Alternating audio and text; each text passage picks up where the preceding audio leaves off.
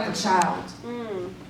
Born through a bloody, disease-ridden canal into a world that would make dying seem worth your while. It looks like a child. Born with an enlarged spleen.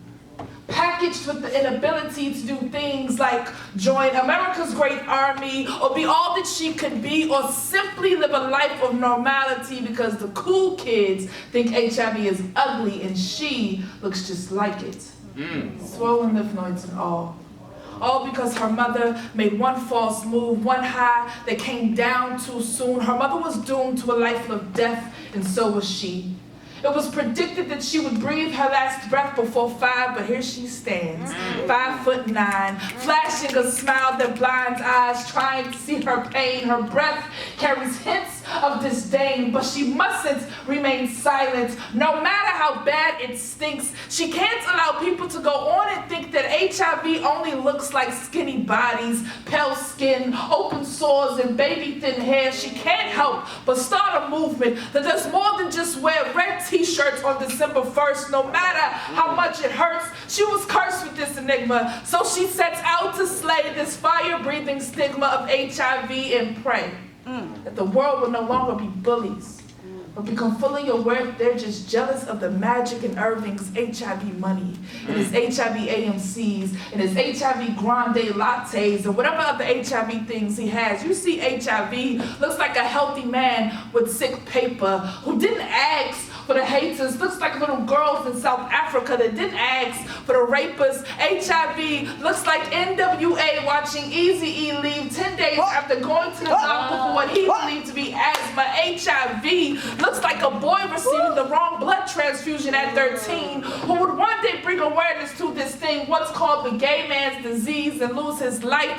At 18, Ryan White lived 5 years longer than expected because God wanted to show the world what HIV looks like, and it damn sure don't look like BET's lame excuse for promoting awareness through 30-second commercials and interludes and videos of men telling our young women to have a baby by them after they blamed it on the alcohol wasted. These young women become consumed in their mother's basement, trapped between walls of ignorance, lying in their innocence, bare naked as HIV stares them in the eyes. They don't know that they too will soon know what HIV looks like, and it looks like cocktails that don't get served in happy hour. But get served in the form of a capsule or pill to kill this disease that seeks to devour our young and leave them orphanized in the streets of Washington, D.C. and add insult to injury by telling them that dandelions don't belong in the midst of roses, takes peace and teases them by dangling it underneath of their noses. But what HIV doesn't know is, I've known what it looks like for years. I've cried its abandoned tears, and I've lived with the fear of dying. Been found flying without wings, been found lying in cold prayers on floor 3 of Children's National Medical Center. Realizing that I don't own the luxury of only having colds in the winter, but opportunistic diseases left me asking Jesus, when was summer really going to begin? Was I going to be able to ride my bike, arms stretched wide, caressing the wind with the same hands used by God to compose symphonies in the key of brokenness? I know what HIV looks like. Every morning I stare it in the eyes, realizing that even though my biological mother's memory cannot be found in my mind, I'm the only one of my siblings that carry her bloodline. I'm the only one of my siblings blessed with a life full of positivity. I know what HIV looks like, and I will continue to live my life exposing the ever-changing face of HIV and pray, y'all, that the world will no longer be bullies, but become fully aware that if it only takes 32 people to die for a nation to become Hokies, then surely the death of over 25 million people will bring the world to become a sea of red ribbons, so HIV will no longer look like anything but extinct. Don't misunderstand me. Knowing what HIV looks like comes with the price of my life nailed to a ruthless disease, but I'd rather die telling people what HIV looks like than to live with knowing that I haven't said a word. Come on, Mary.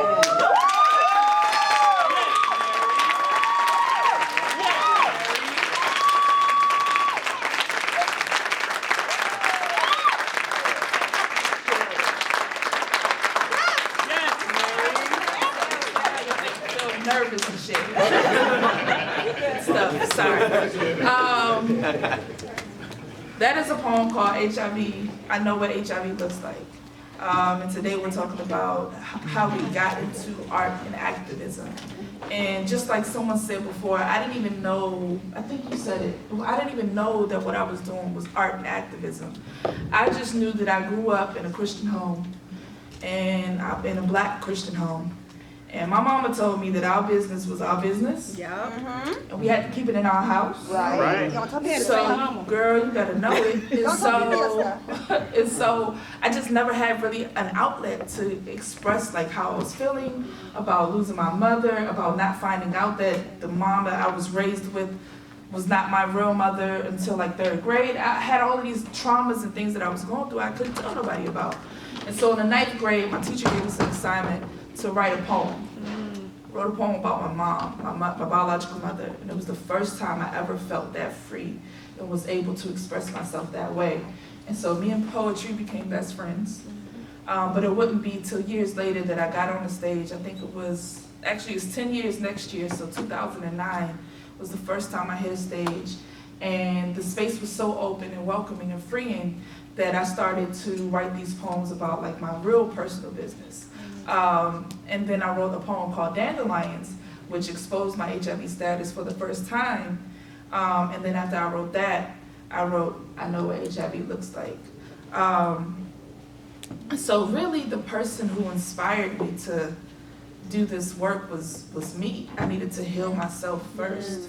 And once I started sharing Dandelions, I learned that other people had similar experiences, like this was healing other people as well.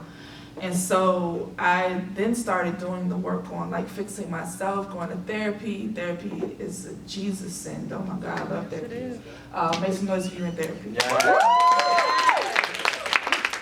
Ain't no shame about that. Get your mind right. All right.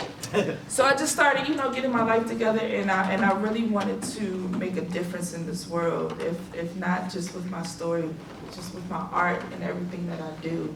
And so I would encourage you today, like, I forget her name. Mickey, thank you, because I was about to say Nikki, and that is not her name. Like Mickey said, if you're sitting on ideas, do it. Like Shia LaBeouf said, do it.